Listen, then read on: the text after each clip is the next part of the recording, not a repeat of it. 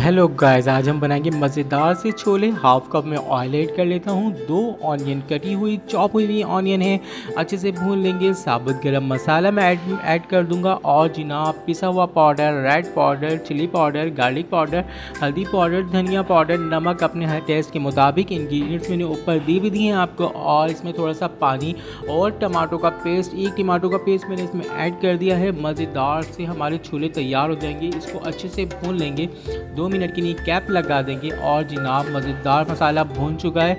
हरी मिर्च इसमें साबुत ऐड कर देंगे और जनाब छोले ऐड कर देंगे और मज़े से भूनेंगे। अगर बच्चों पे या हस्बैंड पे गुस्सा आ रहा है तो बिल्कुल सारा गुस्सा अपने छोलों पे उतार देना है। इस तरह आपका गुस्सा भी उतर जाएगा और छोले भी मज़ेदार से भुन जाएंगे।